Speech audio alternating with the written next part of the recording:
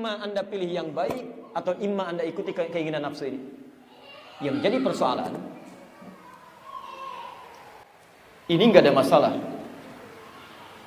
Yang jadi persoalan yang harus kita kenali konsep yang ini.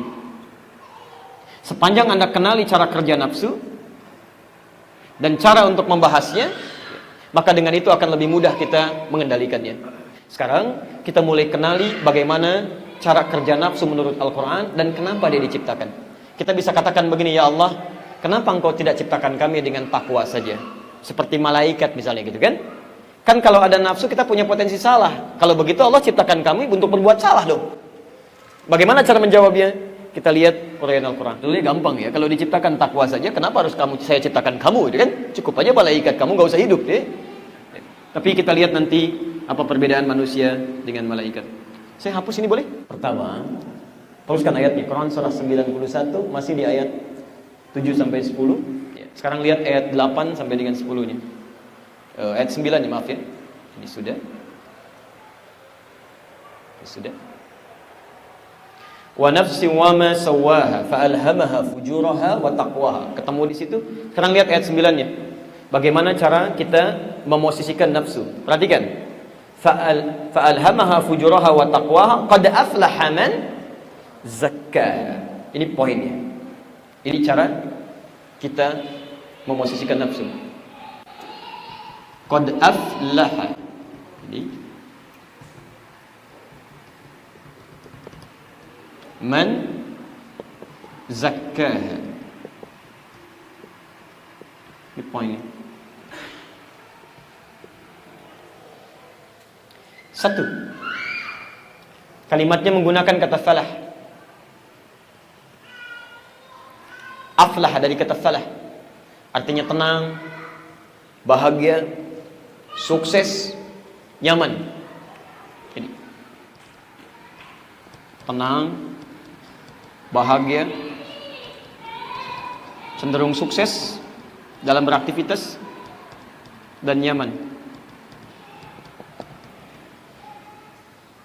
Fokus. Man, huruf yang menunjuk pada orang tanpa batas.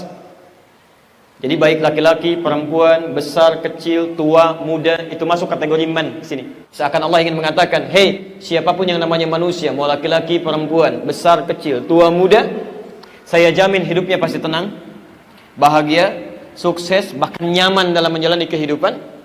Zakkaha, ini diterjemahkan di mushaf yang bisa menyucikan nafasnya, jiwanya. Masih ingat di nafas tadi ada apa saja? Satu ada takwa, yang kedua fujur, masih ingat ya? Saya mau tanya sama ibu deh, Bu ya. Sebentar. Kalau ibu mencuci pakaian,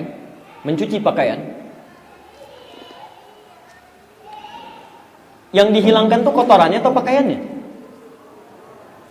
Kotorannya kan ya? Bukan pakaiannya ya. Kalau pakaiannya dihilangkan, Masya Allah nggak akan selesai-selesai gitu kan.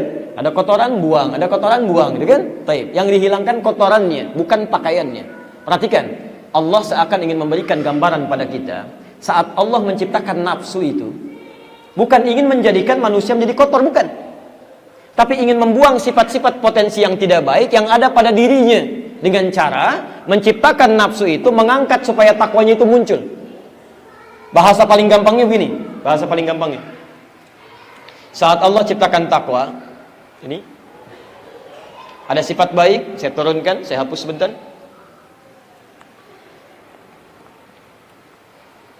Saat Allah ciptakan takwa, turunannya misal ada jujur, ada sabar, ada rendah hati, kan?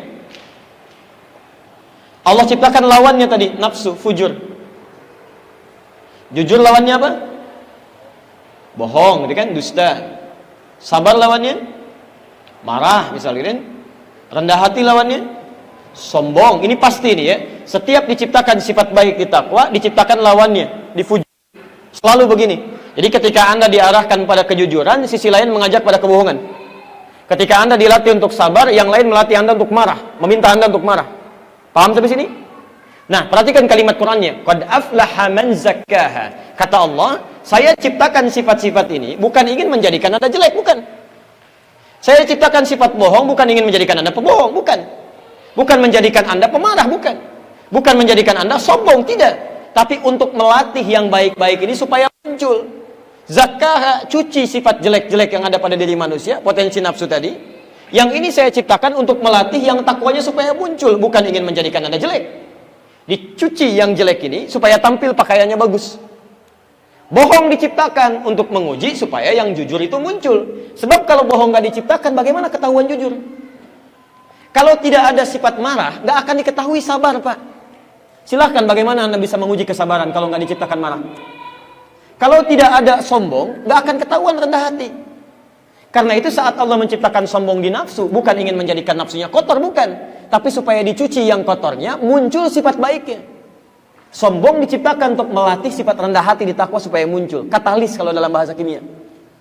Jadi mohon maaf, rumus cepatnya kata Quran, qad aflaha, akan tenang kehidupan seseorang, nyaman dia, sukses dalam beraktivitas, damai hidupnya, zakkaha, jika dalam kesehariannya, saat dihadapkan pada hal yang tidak baik itu, dia bisa mencucinya dengan mendatangkan lawannya.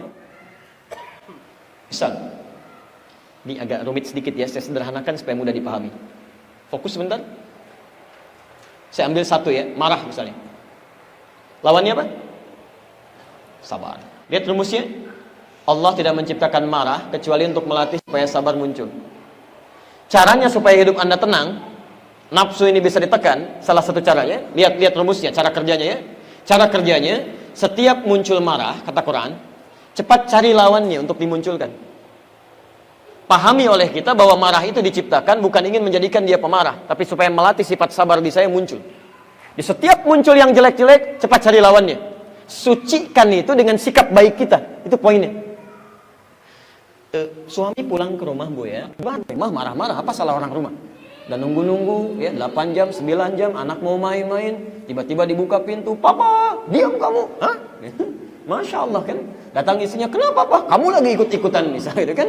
Padahal nggak tahu apa-apa. Nah, saat suami masuk ke rumah dengan perasaan dan sikap seperti itu, dititipkan marah pada suami. Kalau konsep ininya mengatakan Allah menitipkan marah pada suami bukan ingin menjadikan suami pemarah, bukan. Tapi ingin melatih kesabaran pada diri ibu supaya muncul. Sebab kalau nggak dititipkan marah pada suami, ibu nggak akan siap dengan masalah-masalah, nggak akan muncul kesabaran. Jadi gampang caranya, begitu muncul marah, oh berarti ini sabar di saya yang harus muncul. Muncul marah di situ, Anda keluarkan kesabaran di situ, selesai masalah.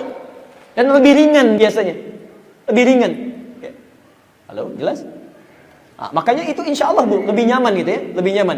Begitu suami marah, alhamdulillah, berbahagialah ibu. Ya. Artinya ada sifat baik di sisi ibu yang ingin dimunculkan oleh Allah supaya muncul. Ya. Biasanya kalau belum lulus pada ujian yang ini, maaf, itu akan terus seperti itu tuh. Allah menguji Anda supaya muncul sifat baik yang disiapkan menghadapi tantangan selanjutnya. Ke depan akan lebih besar lagi. Kalau Anda nggak siap dengan sabar yang kecil-kecil, Anda akan kecewa dan bahkan menyesal dengan persoalan yang lebih besar di hadapan Anda. Nggak siap nanti. Ya. Bisa-bisa ada yang pesimis, bisa-bisa ada yang bunuh diri, bisa-bisa ada yang macam-macam. La haula wala quwwata illa billah.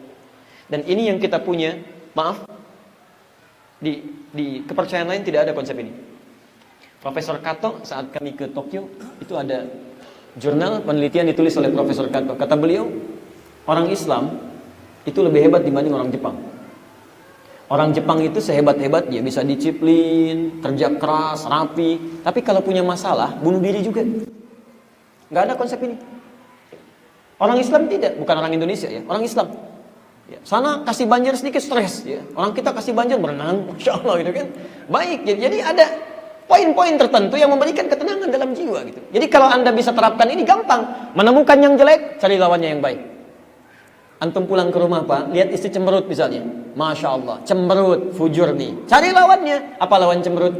Senyum. Berarti Allah titipkan pada istri saya cemberut supaya saya senyum. Selesai.